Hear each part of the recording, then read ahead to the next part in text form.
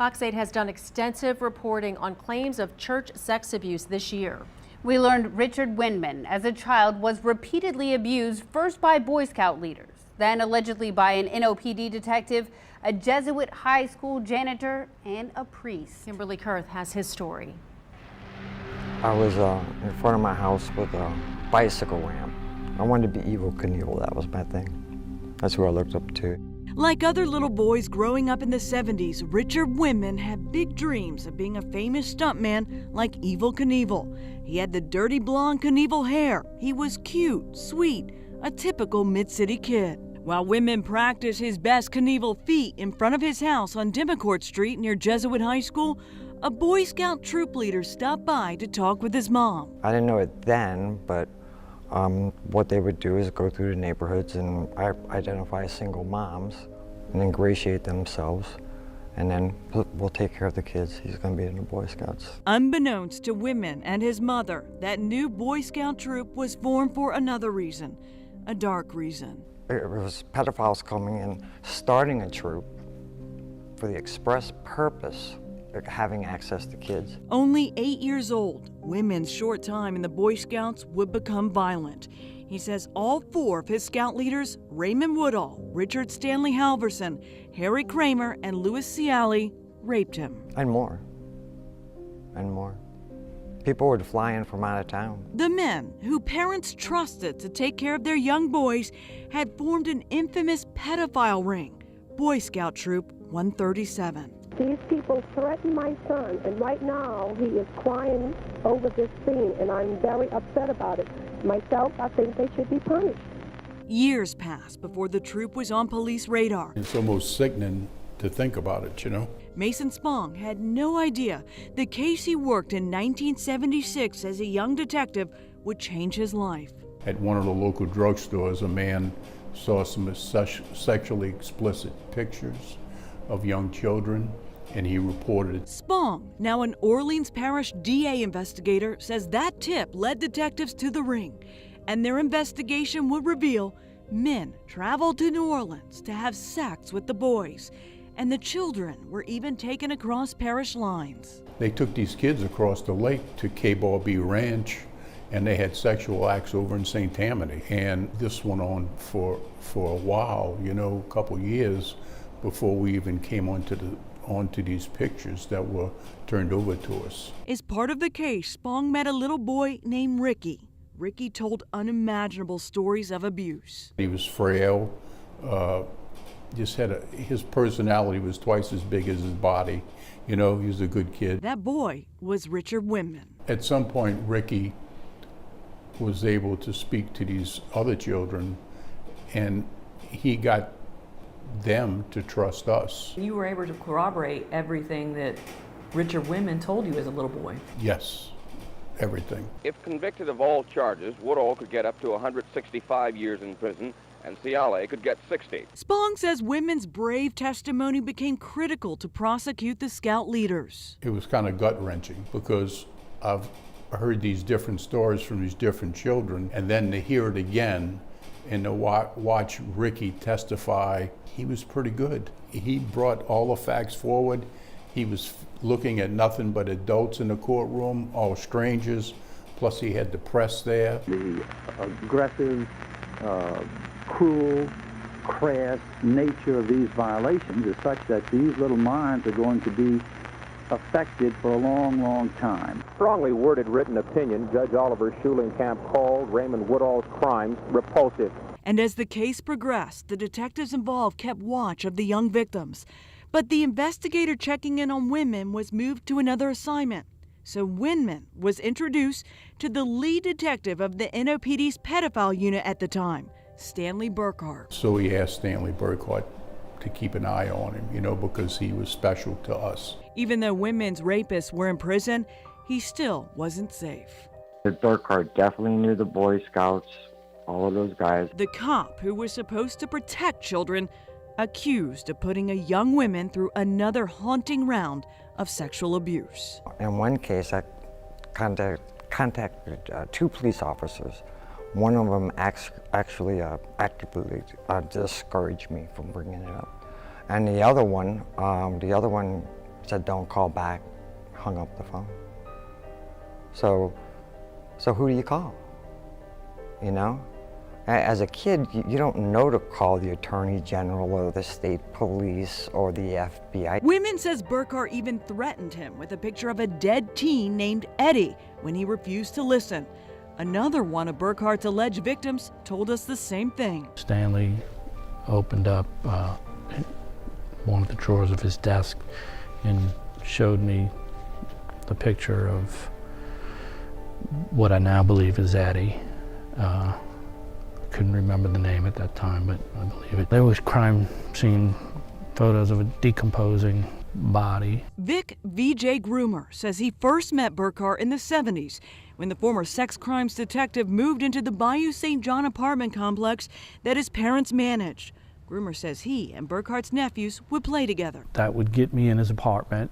He'd have his nephews there, so it was kind of okay to go run in to the apartment, and then eventually his nephews wouldn't be there. That's when Groomer says the rapes began. He was just 8 years old. You know, he would point guns at you and click, click, and pull the trigger. He'd point the gun at himself, put the gun to his head. Groomer only recently told his family what happened to him as a little boy. But then to see Richard Windmann's story and to see him, to see his picture and to see another human being that was molested by the same guy, it just was, it really set, it set a lot in motion. And as reported in this 1982 Times-Picayune article, the body of Edward Wells was found floating in the Mississippi River. The coroner believed the 17-year-old drowned, but Burkhart, the detective on the case, told the reporter he was convinced Wells was murdered. When Groomer saw this picture of Wells, he knew he had seen Eddie before. Holy shit, that's him. That's him. Very much. Just he was, he was staring at me, and I had seen him alive. I knew the face. The NOPD says they are now taking a new look at Wells's death. Looking back at it, he's an animal. He's a monster. It's the best I can say for him. Burkhart was convicted of numerous sex crimes in the 1980s and 90s, but was never prosecuted for Windmann's allegations. Court documents, though, show Windmann was called as a witness in a 2011 federal case against Burkhart. The court concluded then Burkhart was a sexually dangerous person, and in coming to that ruling, the judge cited significant events in Burkhart's life, including that while a police officer, he molested Richard Windmann, a young boy at the time. The opinion also says the court finds clear and convincing evidence that the testimony of Mr. Windmann is credible, and the denial by Mr. Burkhart of this incident is not credible. It was almost more gut-wrenching to hear that one of our own abused Ricky. It was, to me, it was worse than the initial blow when we first started investigating this case, that one of our guys violated this child. It was tough. Burkhart served time in federal prison but got out in March of 2015. The NOPD confirms it's now investigating a sexual assault allegation against Burkhart from the 70s.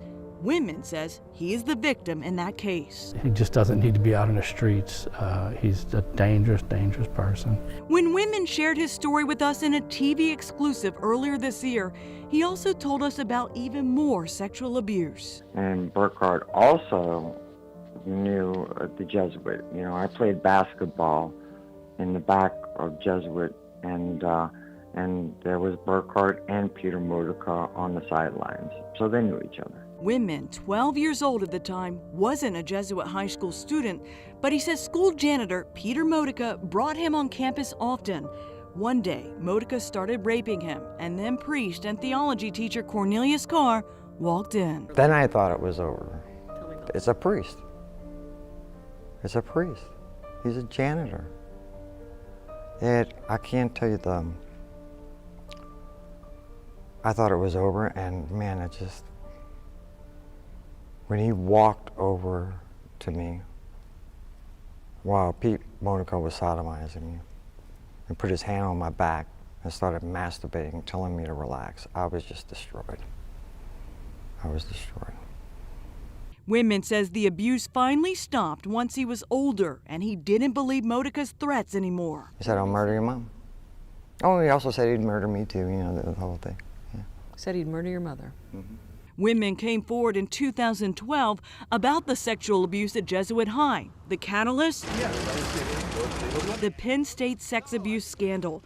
After hearing that news, Windmann emailed then Jesuit High president, Father Raymond Fitzgerald. I didn't go for money.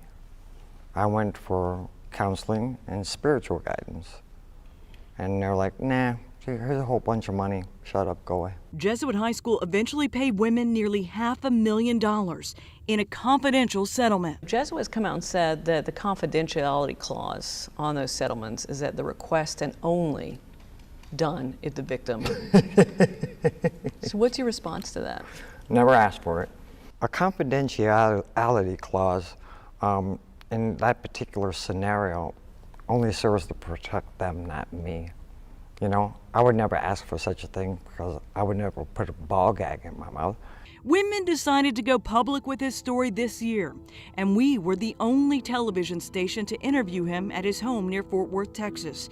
He wanted to speak out to protect other children. And in this current climate and environment, we need to demand more of the church until they absolutely come clean. We just drink the Kool-Aid and go along with it. Now's the time to say no. Both the Archdiocese of New Orleans and the Jesuits' U.S. Central and Southern Province recently released lists of clergy members credibly accused of child sex abuse. Cornelius Carr, the priest who Windmann says abused him, was on both lists. So we can't trust just the list. There needs to be an investigation. We also learned priest Cornelius Carr was housed at Fordham University in New York after Windmann's alleged abuse. According to the university, the now deceased Carr lived at a Jesuit nursing home near the school's campus. In a statement to Fox 8, the university said it was not aware of the allegations against Carr until a report in the school's student newspaper. The spokesperson said Fordham believes Mr. Windmann is telling the truth about what happened to him, and it is heartbreaking. We hope he finds justice and healing. Look for extensive coverage of claims of child sex abuse in our area online. Use your Roku and Amazon devices or the Fox 8 News app to watch those